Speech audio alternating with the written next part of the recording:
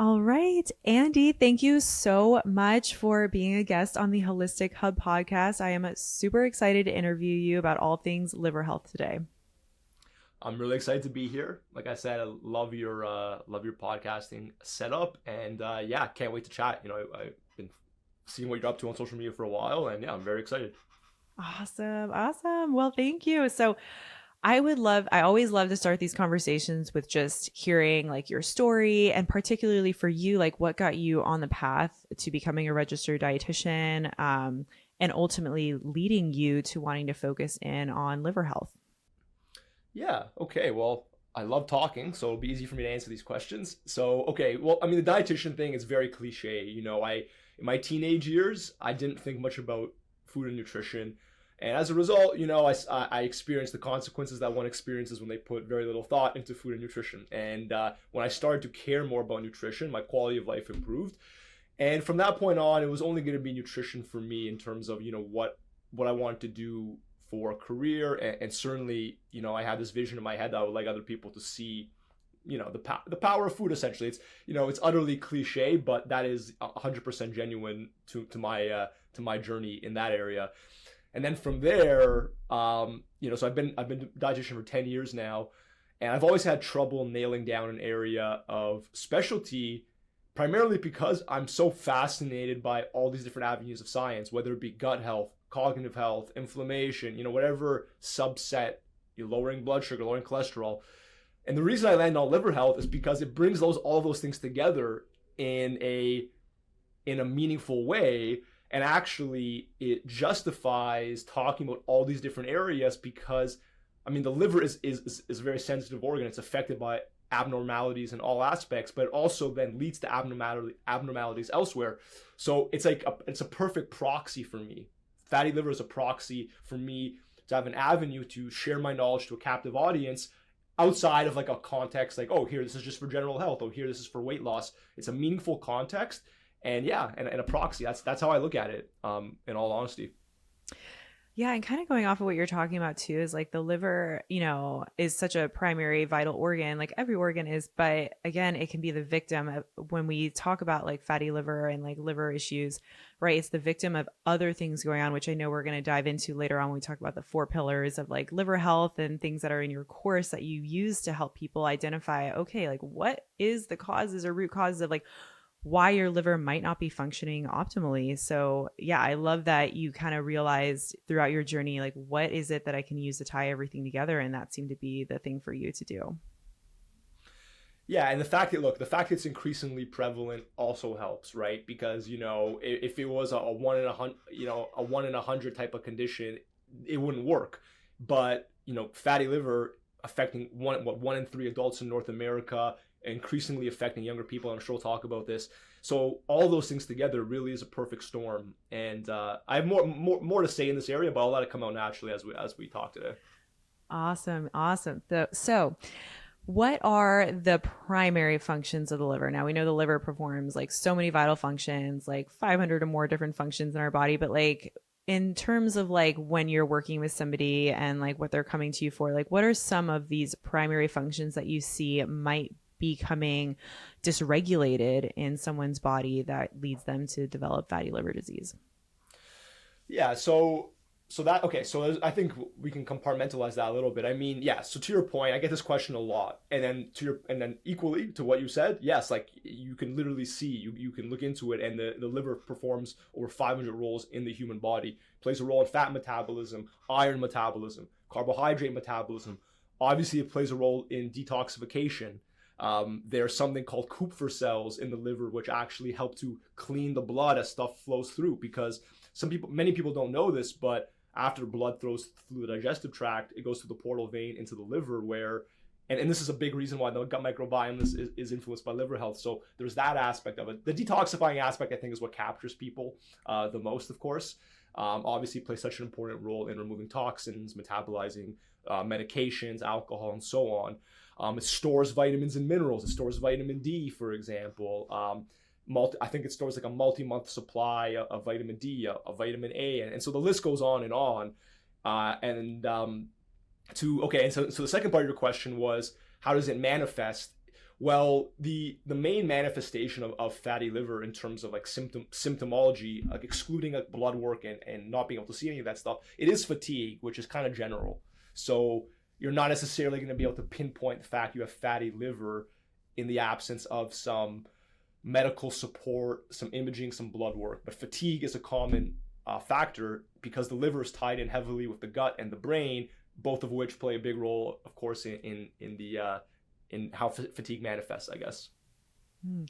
And what are some other symptoms then that somebody might be experiencing before they're identifying like on lab work and other things that could indicate that they're dealing with fatty liver disease or liver issues in general? But like, what are some other symptoms that somebody might be dealing with or that might even be common to have in association with fatty liver disease?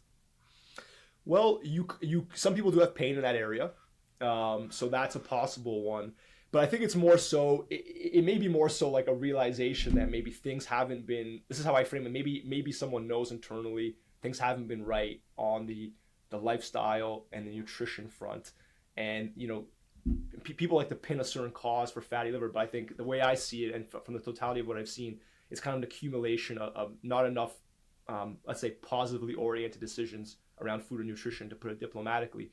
But I can't say, and I mean, and if you've heard to the contrary, but I can't say beyond that there's something explicit you will notice. Very often, self-diagnosing fatty liver is not really a thing. You're more likely going to have gone to the doctor, liver enzymes will be elevated. Maybe you're at high risk because you have pre or type 2, which significantly increases your 5-year risk of fatty liver. So there's going to be some stuff like that going on, but self-diagnosis isn't the easiest thing for this particular condition. But if you have other insights, I'm happy to hear them. Yeah, well, that's such an important piece of information to be bringing up because it can be something that can be going undiagnosed for years to come, right? If they're not having like particular symptoms that can lead somebody to develop like the intuition that, oh, there's something that's going on, then it can go on for a long time unless they were lucky enough maybe to discover on some lab work or something, which we'll dive into in a second, that something is potentially going on. So you mentioned that it is really common because it affects 1 in 3 people. So can you explain like so we've kind of discussed like, what are some of the functions of the liver, what some symptoms could be, but what exactly is fatty liver disease? Like what is the definition and like how is that affecting us? Yes, great question. So I will start with a small caveat that the terminology has recently changed a little bit. So now they refer to it as MASLD, metabolically associated steatotic liver disease. People don't know this definition, so I'm not really let's just put it to the side for a second because in my opinion it doesn't change too much, and it's also overly complicated. I mean, fatty liver disease is exactly what it sounds like, and what it is that liver fat starts getting stored in your liver cells where it should not be beyond a certain threshold, right? And beyond that threshold is when the problems start to happen, because there's something called lipotoxicity, a fancy word just meaning that fat's getting stored where it shouldn't be, that leads to inflammation and damage. And again, we'll talk about these things, but it's just your body's putting fat in your liver because a bunch of things are going wrong that's leading that to happen, essentially. That would be the simplest way to define it. And then what happens is the quote unquote fun starts from there. You know what I mean? And issues start from there. And they can take, it's a very interesting thing because it's being diagnosed younger, particularly in men. And I look at it as kind of like a first warning sign in a sense that things are not quite going right for you metabolically. And if you continue down this path without alteration to your choices, there will unfortunately be more negative consequences awaiting you. And those are various, but that's how I kind of frame it to people.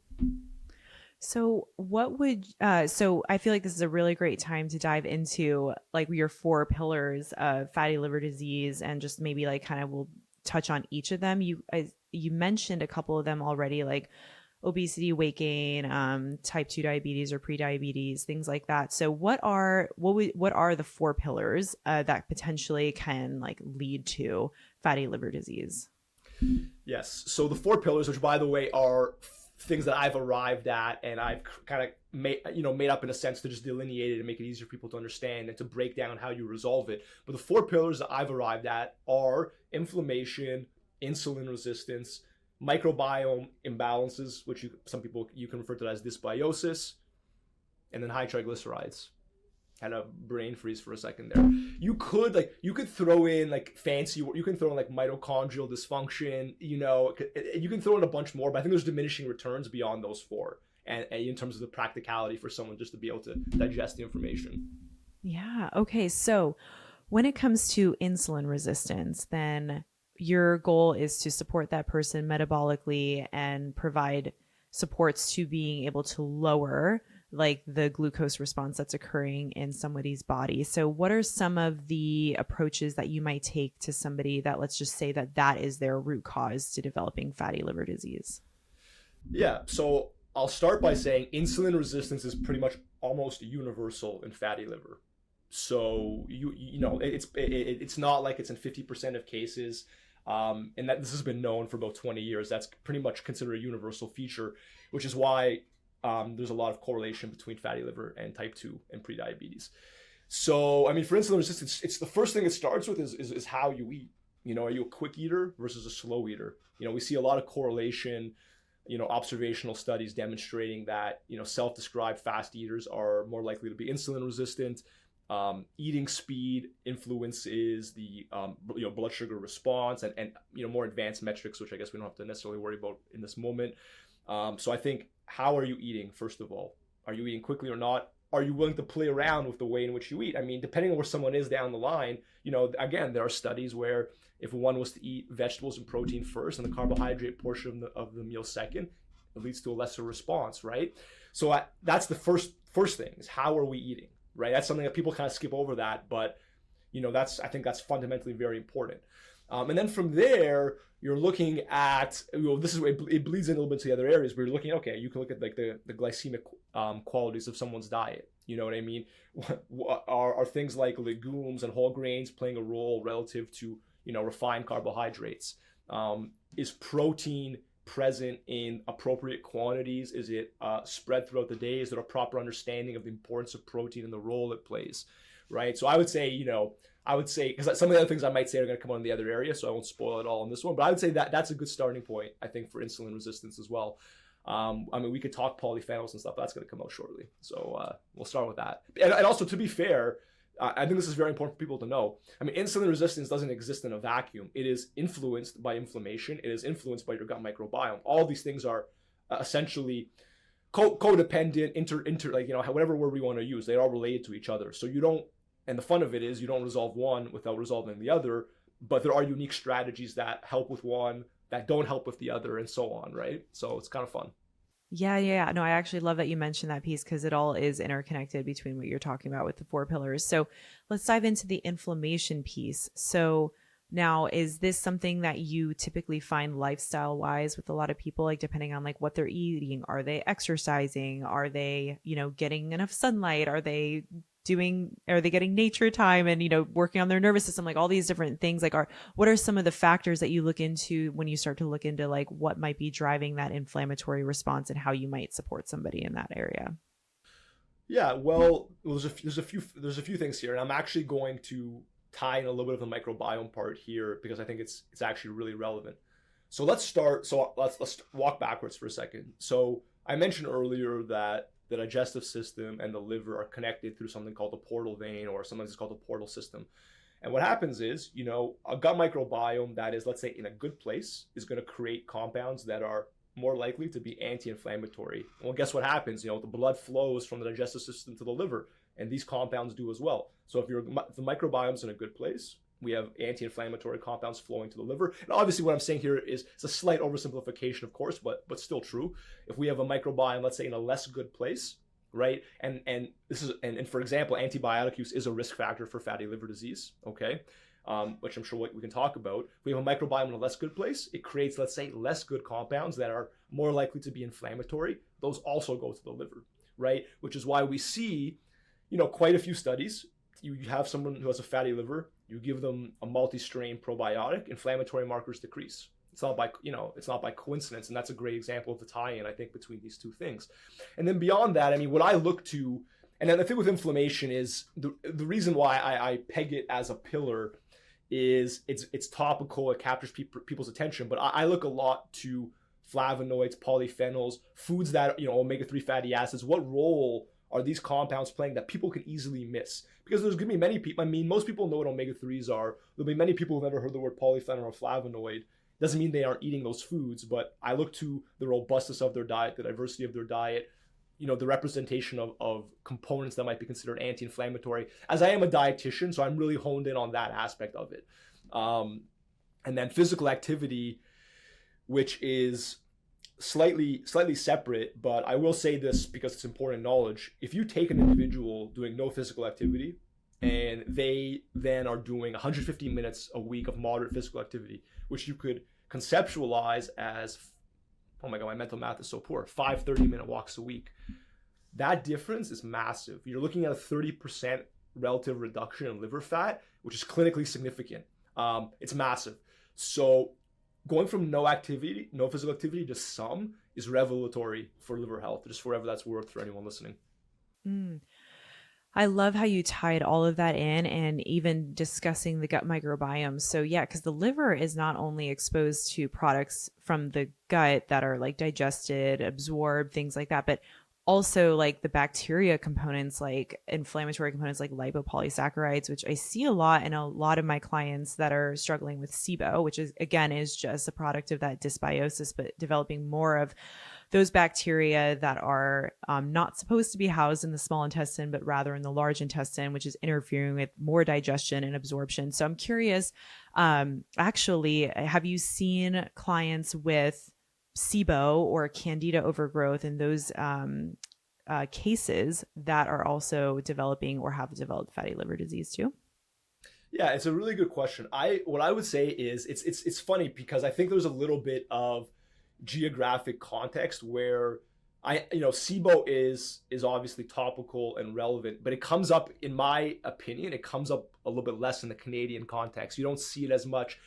You're much less likely to have a client for me to come in and say their doctor told them about this. So is there a presence there? Is there a history of that? Very likely. And I mean, and to my earlier point, so antibiotic use, this is actually a fun fact, or fun for us since we love science, but antibiotic use increases fatty liver risk only in people who are metabolically healthy. So if someone has poor metabolic health, that overrides, again, and look, this is not ironclad evidence, like irrefutable, but this is the evidence that I've seen that is the best available. And what it tells us is, yeah, so antibiotic use in isolation is a risk factor for fatty liver, but it does not play a role once someone has a bunch of other stuff going on. So it's kind of fascinating. And I guess it's important for people to know at bare minimum that, not to over worry about things that matter less depending on their context. But SIBO is something that I want to spend more time looking into the fatty liver disease context. It's just something that, if I'm being honest, does not come up very often in the people that I work with. Yeah, I know. I was just curious. And I love how you brought that part up about the antibiotics because, heavy use of antibiotics actually is a root cause for SIBO. And then when somebody has SIBO, then they're developing more of those bacteria in a location they shouldn't be in the small intestine, which is then producing inflammatory components. We're producing less short chain fatty acids and we're producing more LPS. And then that is just triggering more inflammation. So yeah, I was curious and I'd be interested to hear, the more you dive into it, like later on, like if you're seeing any connection between the two.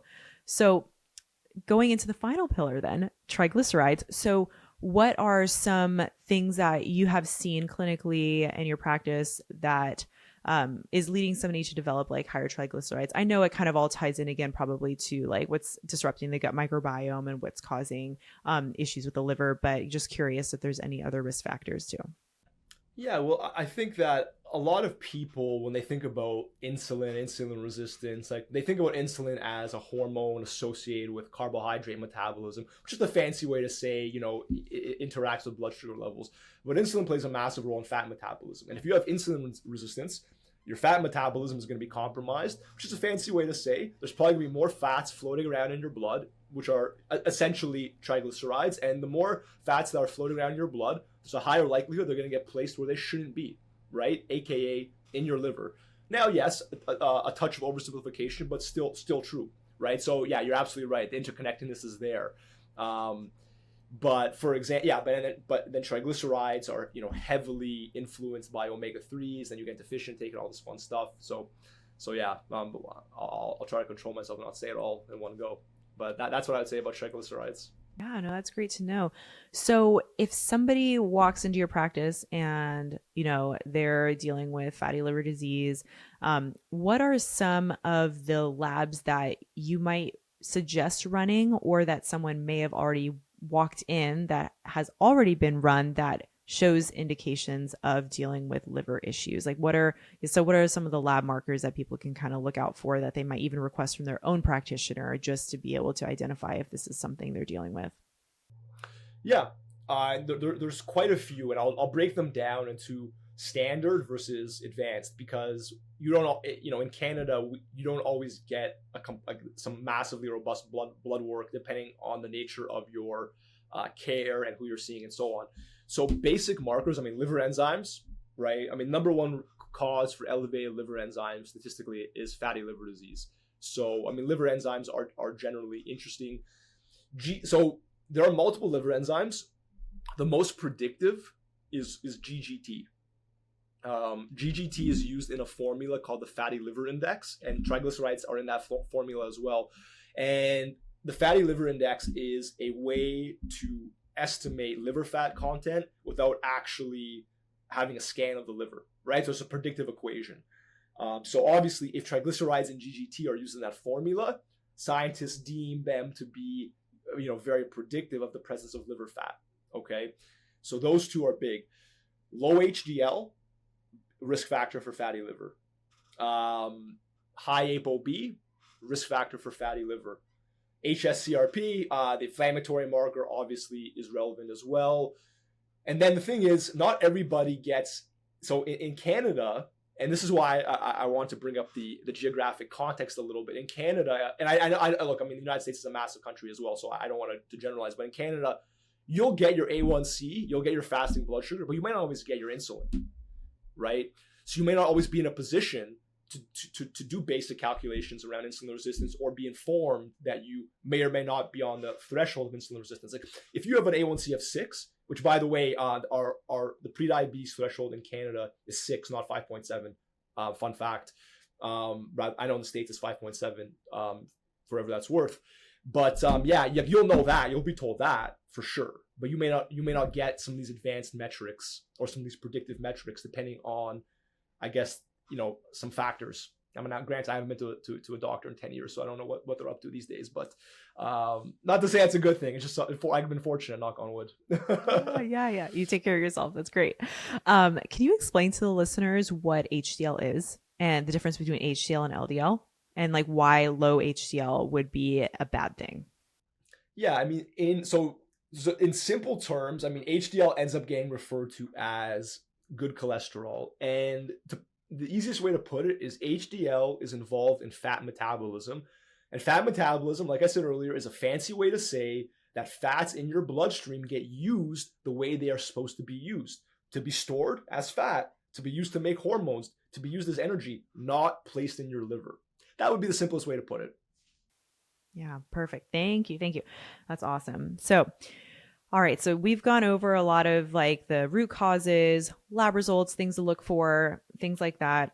Now, I'd love to address that anti-inflammatory component. A lot of what I see you posting about on Instagram, which is what I love. So like food, lifestyle recs, things like that. So what is like the dietary pattern then? I know you mentioned earlier that you're looking to somebody's, especially with your history as a registered dietitian, right? Like looking to somebody's diet, like diversity, like are they getting enough of these different plant foods? And so what is like the dietary pattern that you typically recommend? Yeah, if I had to compartmentalize it, silo it, I would call it a curated Mediterranean diet, or maybe a high polyphenol Mediterranean diet. And those are actually two different things. So I'll just kind of explain it, and then we'll go into it. Like I consider a curated Mediterranean diet means not the Mediterranean diet verbatim. It means understanding that the Mediterranean diet is pointing out the fact that the average person, quote unquote average person, is not likely to consume certain important families of foods, and they need to consume them more. So I'm more concerned with that aspect of the Mediterranean diet than, let's say, the limiting aspect. Like I'm not really here to tell someone they can have red meat once a week or yogurt once or twice a week. I don't necessarily adhere to that, but it's much more the inclusion aspect that I'm concerned with. And inevitably, there's going to be displacement of other things. So it actually balances out to a certain extent. So that's one way. So curated, meaning leveraging what we can in the Mediterranean style of eating relative to someone's desire to eat those things and the gaps in their diet. And I mean, we can talk about more what those are. And then the high polyphenol aspect means that even within a Mediterranean diet, so for example, you can tell someone to eat fruits and vegetables, but among all the fruits and vegetables that exist, certain fruits and vegetables are very high in compounds like polyphenols and flavonoids, and flavonoids for listeners. So all flavonoids are polyphenols, but not all polyphenols are flavonoids, because flavonoids are like a subfamily of polyphenols. And so polyphenols and flavonoids are these quite anti-inflammatory compounds that, where we look in the research, we see as their intake goes up, all these relevant markers around inflammation, insulin resistance, they tend to go down. So can we then understand which foods are highest in those compounds and give them extra attention, right? Especially because usually if someone's trying to, let's say, reverse fatty liver, there's an urgency there. So we want to leverage the foods that might be most effective, right? So that's how I look at it. So I guess that's not that simple, and I end up spending 5 minutes saying it, but yeah. Oh no, I think this is my take on just everything, whatever condition anybody's dealing with, fatty liver, anything, is that plants are medicine, like food is medicine. And I feel like we tend to really surpass that little piece of information and try to move straight into supplementation. And I love supplements. I think they're fantastic when necessary, but I really think there's so much that we can get from our foods. And like, for example, even just looking at like eating kiwis versus like a vitamin C supplement, like, yeah, you're actually getting a lot of vitamin C through eating that one kiwi, but also you're getting all the beautiful like polyphenols and the flavonoids and the fiber and like all this other component that works synergistically together in those food groups. So that's why I love that you brought up, and I've noticed like through like your website and your posting on Instagram that you're really into talking about food as medicine, which I think is really important. So you list like tons of great foods like that, like you've seen in the research that seem to help. I'm actually just going to list a few of them out. Like I see on your Instagram, you've mentioned like turmeric and artichokes, citrus foods, vitamin A rich foods, different herbs like rosemary, parsley, and oregano, green tea, flax, blueberries, like all these different wonderful foods. So when you're working with somebody, do you have like particular foods that because you're trying to get people to just eat more diversity, but do you have certain ones that you're like, these are like the power foods, like try to stick with like these 3 or 4 foods like throughout your day or throughout your week that you've seen work just so well in terms of like restoring that liver health? Yeah, I'm going to answer that, and I'm going to just comment on what you said about supplements. I think it'll be a fun thing to comment on, and some alignment there for sure. Okay, yes. If I had to pick, I mean, look, artichoke, in my opinion, is the most unique vegetable right off the bat. And that was only on my radar the last year or two. That's a great example of constant learning, right? I mean, artichoke, if we want to delineate, which I think I have to now because I'm saying it, why we delineate what makes artichoke so unique. So artichoke, it's among the highest vegetables in magnesium. So magnesium plays a pretty meaningful role in reducing insulin resistance and inflammation. We see like magnesium intake goes up, those other things go down. So that's a good thing, right? Artichoke is one of the highest in magnesium. It is among conventionally available vegetables, the highest in polyphenols. Okay, now polyphenols, which we'll talk about as well, they're very good for your gut bacteria. They have a prebiotic effect, which basically means, to your point, and you use the term short chain fatty acids and LPS, and I was like, okay, I could use these terms, or I could just say use general terms. So those are exactly the compounds I was talking about earlier, of course, with the microbiome. So polyphenols can help induce short chain fatty acid production. Tons of benefits there. They're also very high in compounds called flavones.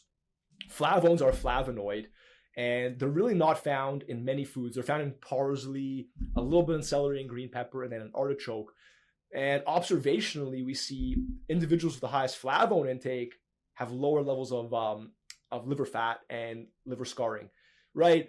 Which is the best we can work with right now. But for right now, with where the research is at, it's pretty compelling. And by the way, artichoke also has a large amount of prebiotic fiber, which again, fancy way to say it's quite good for the gut microbiome. So what a combination of things to have in this one vegetable, which is not replicated elsewhere. The closest thing to artichoke, for those who can't be bothered to buy one or don't want to buy it for whatever reason, asparagus seasoned with parsley is scientifically, technically, the closest thing to artichoke, because Asparagus has everything artichoke has, minus the flavones, but the parsley would then add the flavones.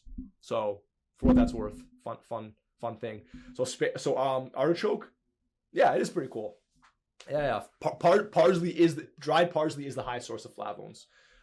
So parsley is like a super herb. So let's throw that out there. Parsley, artichoke.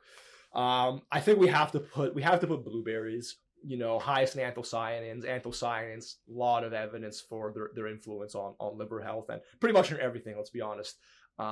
Blueberries are just easy way to get a large amount. Grapes also have a large amount. Red grapes. So that would be up there. Then this is a good segue now to supplementation, right? So I'll throw salmon in there as a uniquely high source of the omega-3s, EPA and DHA and vitamin D. Now this is where you get into the supplement conversation, because for me in my practice, fish is not something that is necessarily widely enjoyed, or economically it's not accessible. And the problem is fish is the only source of EPA and DHA. So that is where supplementation. So statistically speaking, in terms of my recommendations for supplements to fill nutrient gaps, I'm most likely going to recommend omega-3 and vitamin D, as they are only found in fish. And most people aren't in the habit of eating a kilogram or more of fish a week. So alas, supplementation is required. But you make it. The point that I want to touch on is supplementation can be a game of either filling gaps or a game of diminishing returns. So milk thistle is a very popular fatty liver supplement, but milk thistle, silymarin, I might not pronounce it correctly. It doesn't really matter. People know what I'm talking about. Is a flavonoid. So what I would expect is, as the flavonoid content of someone's diet goes up, the influence of milk thistle on their health is going to go down, because there's diminishing returns on the exposure to those compounds, right? There's a berry from the Amazon called camu camu, and a study just came out in the Cell Journal, which is a very good journal, and they gave people the dried extract of this very high polyphenol berry, and it led to good outcomes for liver health. But if those individuals had a high polyphenol diet, I would expect the level of those outcomes would probably decrease due to diminishing returns on exposure, right? Now, I can't guarantee that, obviously, because I don't have a trial to demonstrate that, but that's the sense I get from the totality of the evidence, right? There's a diminishing returns on certain things. But so if I have someone in front of me, they're like, Andy, you've just told me the 5 foods highest in polyphenols, I'm not going to touch those. I don't like them. Okay, maybe this person's a candidate for a polyphenol rich supplement then, because we know polyphenols have a high return on investment for liver health, right? So anyway, that's what I was thinking of when you brought up the point about supplements. I just want to regurgitate that out there. No, and I absolutely love that. And I think we have very like-minded approaches to things. So that's one reason why I wanted to bring you on the podcast, but two, but that I wanted to mention that piece. I'm so glad that you kind of went off on that tangent with it, because I think that's super important, and like using it to fill the gaps, because like you said, like, and our food, isn't what it was like 70 years ago, the way it was grown in the soil, and how like the soil health and the nutrient density of our foods. So sometimes supplementing with certain things is going to be important to do. With the parsley piece and the asparagus, that's really interesting. So I had seen you post about parsley being really high in those flavones, and I'm not even kidding. A couple of weeks ago, I actually purchased dried parsley, which I never used before. Now I put it on my stir fry every single night. Just from my personal history of mold exposure and dealing with all these different things I'm always just finding different ways that I can just support my liver and my detox organs. And when I saw that, I was like, oh, wonderful. So yeah, that just wanted to make sure I mentioned that. So I personally use dried parsley, and for all the listeners, get some dried parsley. It's really easy. It doesn't really even taste like much. So it's not like you're changing the taste too much of your foods. So yeah, I really love that piece of information you shared. Oh, that's lovely. And oregano is the second most. So in the event that we have no parsley fans among the listeners, and I'll throw one more thing out there. If we have any, if we have any individuals who maybe they don't like FODMAPs, or they can't eat the FODMAPs that asparagus and artichoke are high in, broccoli then seasoned heavily with a parsley and oregano would be the next best thing on the list. I love it. You have options.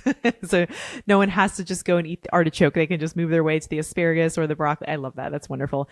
I'm out of curiosity, on the flavone subject, because I didn't realize that there was such few foods that were like highly present with those compounds. So is there supplementation for that you've ever had to end up using, or like any good supplements out there that you like to use in the case that somebody just, I don't know, maybe is unable to eat those foods, or just no access to them or anything like that?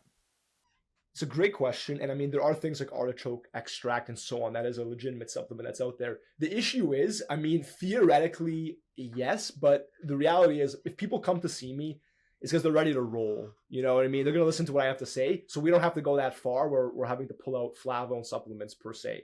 You know what I mean? But is there some theoretical individual who is very complex to work with who might benefit from that? Yeah, I would say so. But I haven't seen them yet personally. Doesn't mean they don't exist.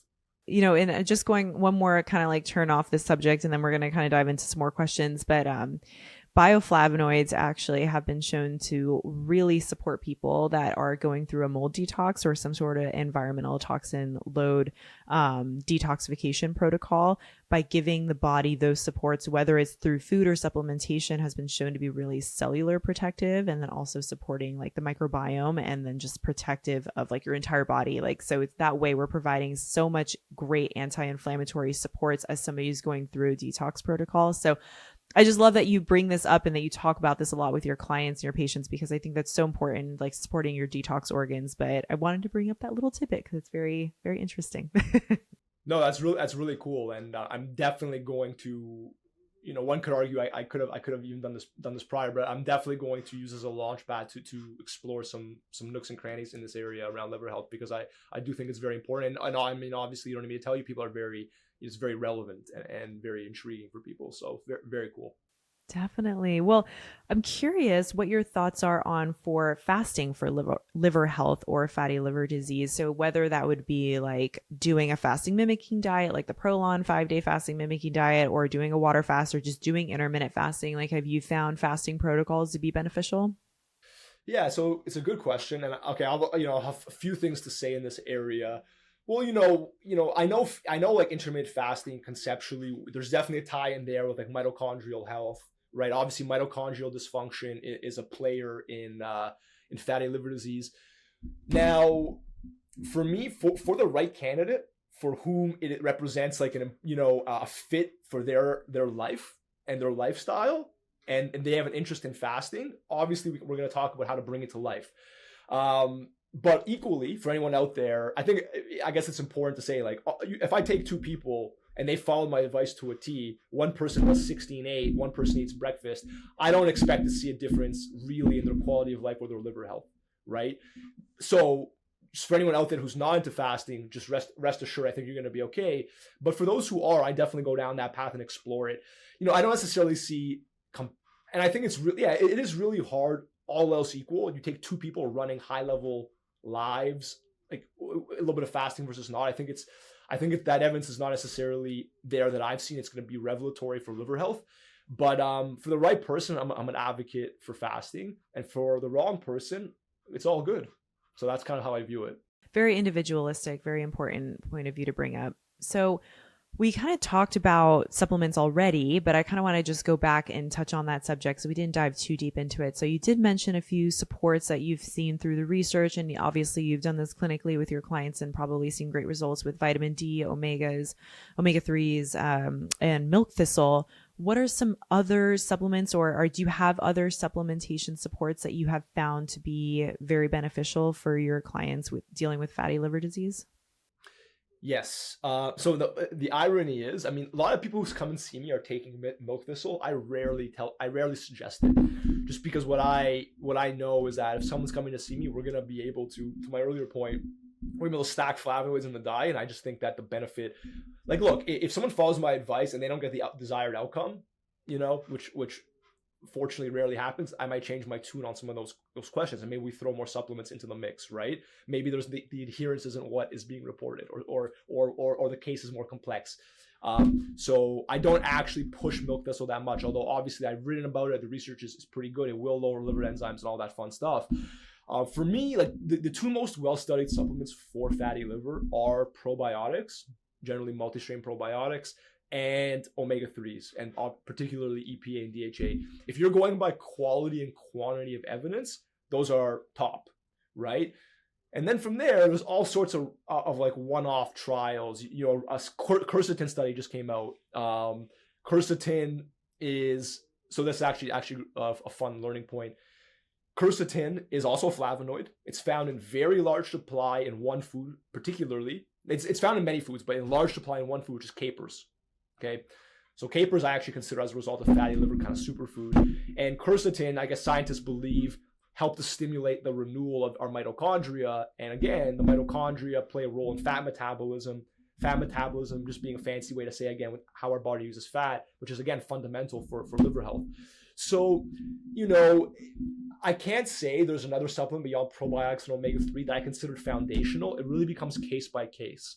You know, it's all fascinating research, but the magnitude of effect of a quercetin supplement is not high enough for me to recommend it unless there's some sort of, you know, coexisting concern. Like, you know, CoQ10, like if someone's already 75% into taking CoQ10 and they have a fatty liver and I see there's evidence there, okay, it makes sense. You know what I mean? But just for that one purpose alone, for liver health, you know, and someone willing to make lifestyle and dietary changes, I may not necessarily be able to justify it as strongly. Okay. No, great. Thank you for that.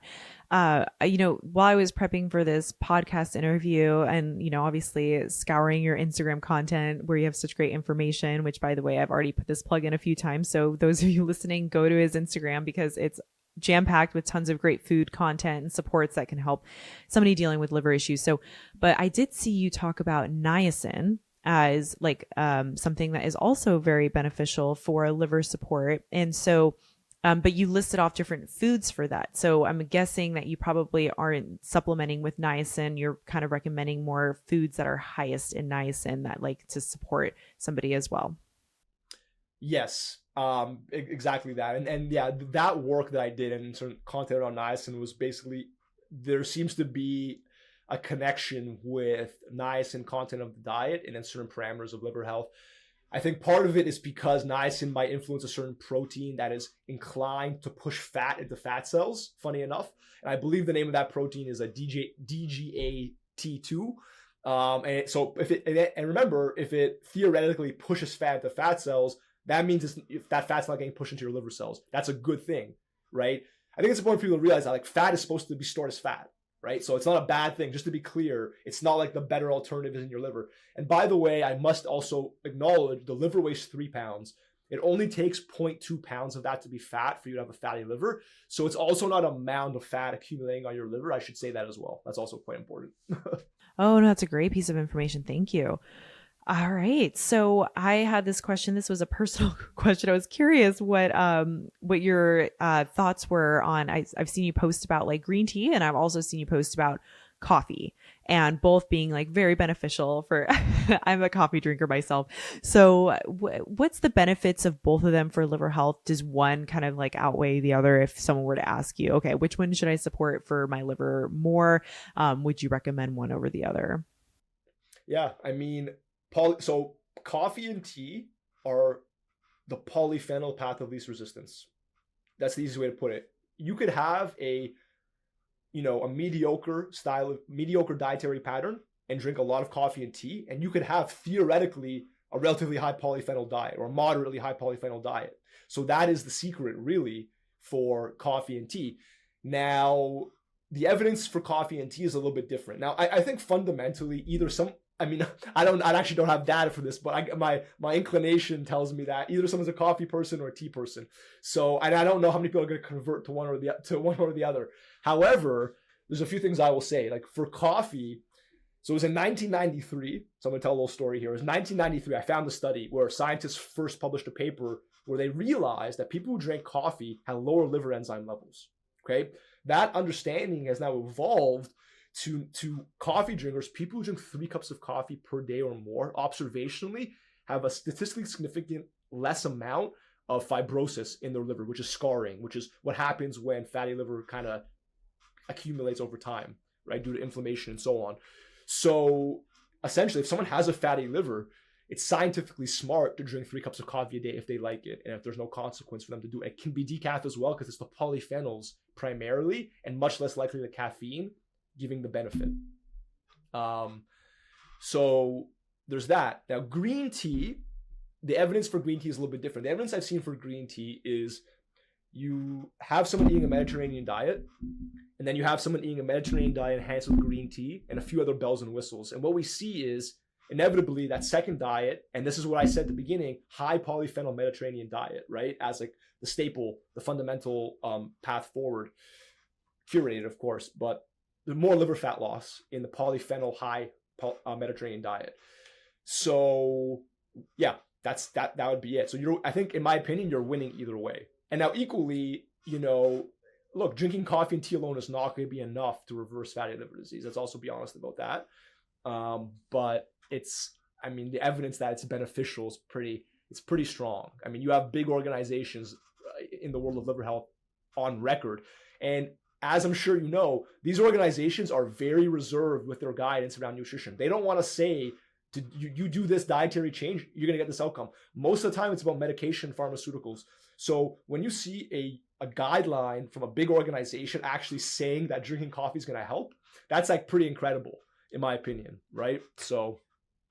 No, that's awesome. I think I've seen this one post one time, or it's just maybe it was an article I was reading about the like antioxidant content of coffee compared to everything else. Like, and its content, I mean, you can correct me if I'm wrong, but the content of it was like, it seemed like it was like hundreds of times higher than like blueberries, which I was just like, oh my gosh, is that true? But apparently like good quality coffee is like just loaded with all, like you're mentioning, the polyphenol content, antioxidant, all that different beautiful stuff that like really helps support like our body. And it seems like a very synergistic way because it is helping like, it's great for like our gut and it's great for our liver and other supports as well. So yeah, really, really interesting. I'm not sure if you knew that or if that's true or not, but it seems to have a like really the high values you're talking about, like the maybe.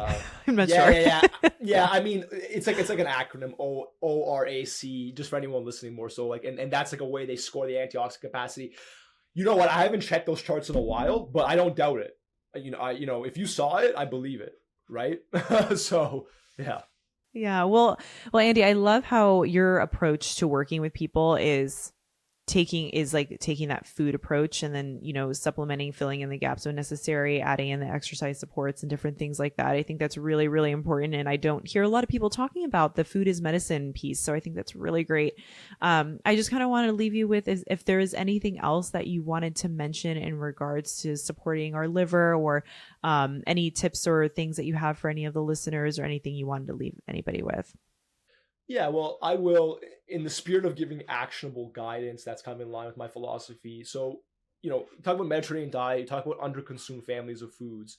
So the Mediterranean diet, I think, in my opinion, the two families of foods it's telling you to eat more that you're probably not eating are nuts and legumes, which being like lentils and so on. And I think that if I was to take a person on the street and to know what I know about the average dietary pattern, if I could give someone two pieces of advice, this is for general health, even above and beyond liver health, I would say have a quarter cup of lentils a day, have a handful of nuts a day. I believe that will be for various reasons be quite revolutionary for someone's health. I would say that above and beyond even eating more fruits and vegetables, just because it's more actionable. A third cup of nuts, quarter cup of lentils is very precise.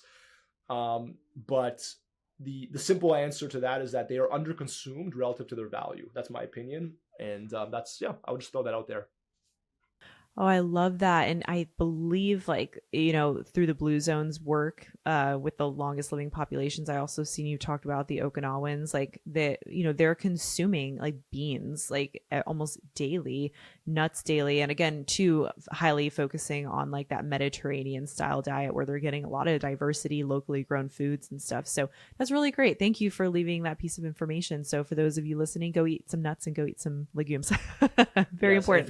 If you're allergic to nuts, the nutritional equivalents would be olives and avocado, which is also important, I guess, for people to know. Because when people, and I'll just show this one last thing, that like nuts, avocado, and olives and olive oil, they have monounsaturated fats, and not a lot of people realize, but monounsaturated fats, evidence I've seen, when the intake goes up from not being there, it actually reduces insulin resistance, partially because it may interact with GLP-1, funny enough.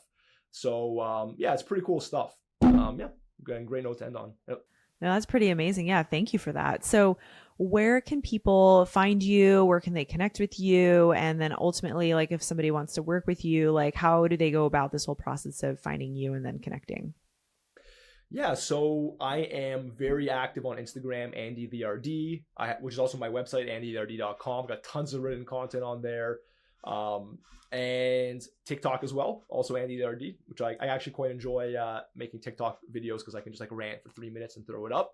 I have an online course called Fatty Liver Fighters where it's just like 6 hours of me talking about liver stuff, right? So that's a great, and I position the course as like an entry point to potentially working together, and it's very accessible. So if anyone out there is looking for a direction to go, and maybe they don't want to talk to someone yet, or they just want to like do their own learning, that course is great. All the links for the course are on my Instagram, so it won't be hard to find. Awesome. Thank you. And I'll include all that in the show notes as well. So, thank you, Andy, for being a guest on the Holistic Hub podcast. Thanks for having me.